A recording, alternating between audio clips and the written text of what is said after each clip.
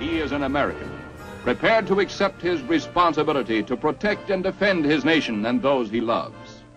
That is the soldier's mission, a mission which has never changed. I enlisted as an Air Force cadet, and that was November the 6th. At that time, the Air Force offered a program. If you enlisted within a certain frame time, you could select the base in which you receive your basic training. So four of my friends and myself, 5 o'clock in the morning, made sure we were at the enlistment center because we all decided we were going to go to Sebring, Florida for our basic training.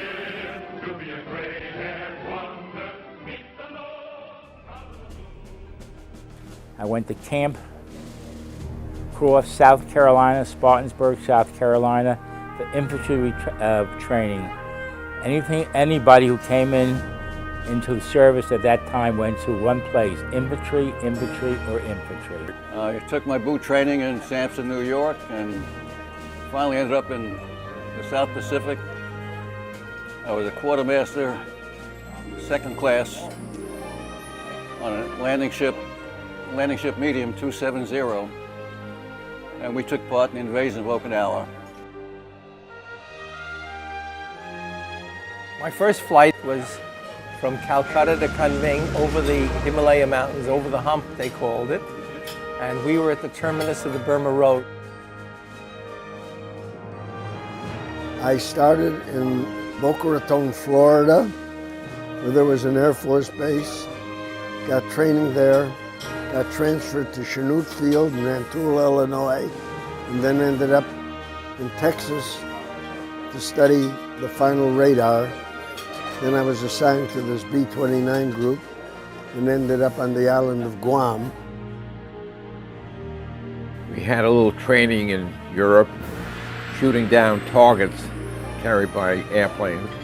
We were trained for the Normandy invasion. You know, it was called off for one day because it was too rough to get into the water.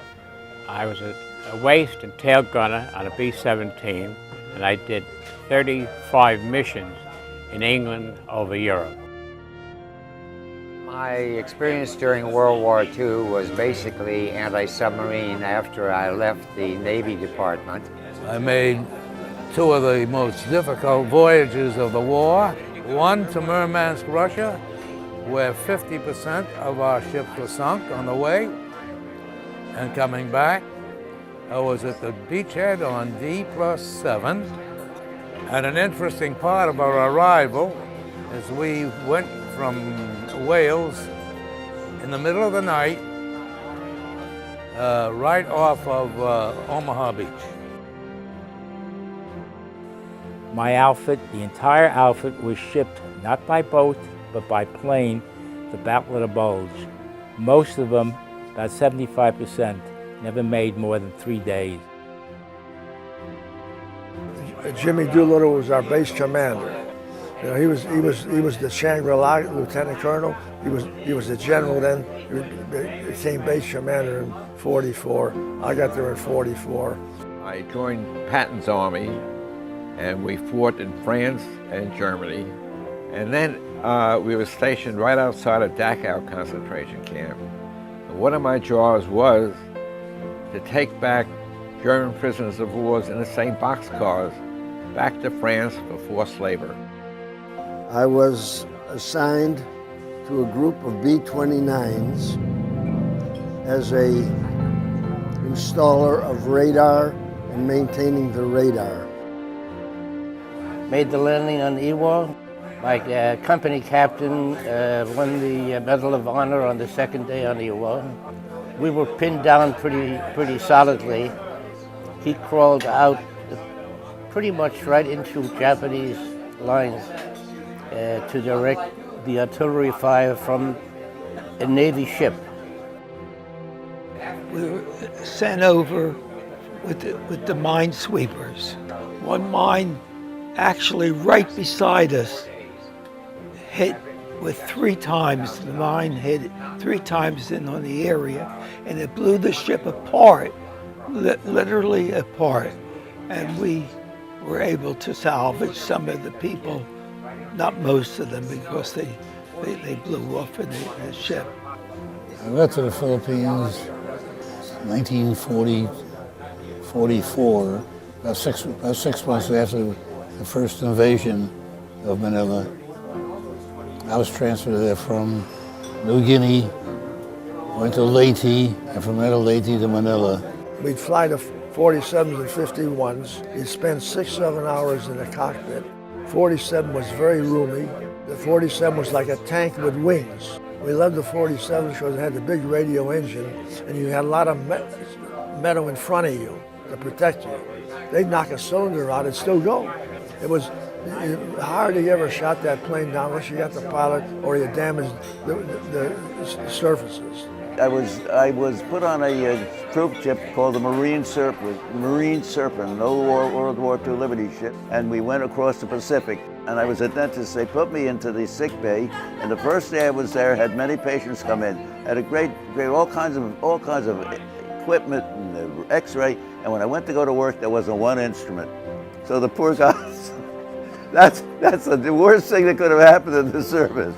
Basic time was all spent in anti-submarine work, first on the surface, then I went to flight school, then I came out and went back overseas to North Africa, and we were flying out over the ocean, protecting the routes that the President and Mr. Churchill were taking as they went to Yalta. My other job was to go to Berlin and get the Nazi war records from Berlin and take them to Nuremberg for the Nuremberg trials. So it was quite an experience I had. I get overseas and there one day, and he says, we want to send you an OCS. I said, whoa, I'm here one day, you want to make me an officer? I think that I pulled down the flag that actually began the invasion, the amphibious invasion of Okinawa, from a landing ship 270, the lead ship in that flotilla. There were 1,000 ships altogether in the participating, but the landing craft were leading the way. Made the landing on Iwo and I got hit on the 15th day. So, I was very lucky. I got shot in the left arm. One of those $1 million moves, if you're right-handed. The Manhattan Project was, as you probably are aware, was the project that produced the atom bomb. And I was located in Oak Ridge, Tennessee, where part of that project was stationed. And we were involved in the production of material that was supposed to be used in connection with the bomb. Our destination was Calcutta, India, and what we were going to do is the ship was destined to pick up troops from Burma and bring them over to Australia for the invasion, which never took place because the war ended with the atomic bomb. The world will note that the first atomic bomb was dropped on Hiroshima, a military base. We won the race of discovery against the Germans. We have used it in order to shorten the agony of war, in order to save the lives of thousands and thousands of young Americans. We shall continue to use it until we completely destroy Japan's power to make war. Well, when we were working on the project, most of the engineers knew what we were working on. We knew that it was atomic energy. We didn't know when it was going to happen or how it was going to happen. We were told the morning that it happened that something had occurred that we were working on, but we were still involved in a secrecy program. We were not supposed to divulge what we were doing or how we were doing it. We were surprised that it took place then, but we were not totally surprised because we were aware that it was going to happen. At the end of the war, they probably had no fighters flying.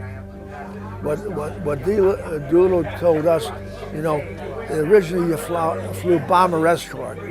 The 47 would take off first. When their range was about done, the 51s would come and fly fighter escort. Doolittle says we're not going to do that anymore.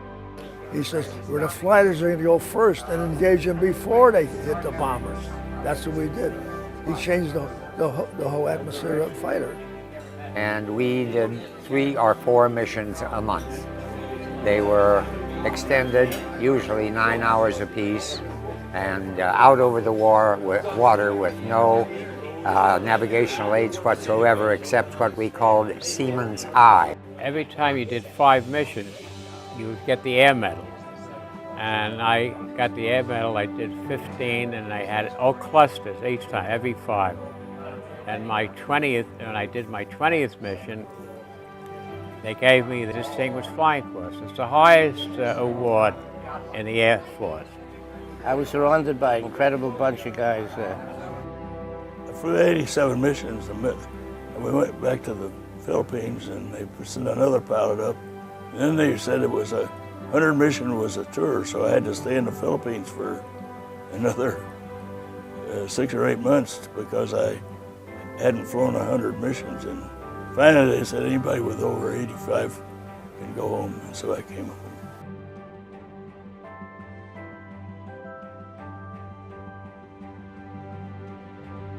And I just wish that everybody would have peace in the world. And that would be the thing that I would want mostly.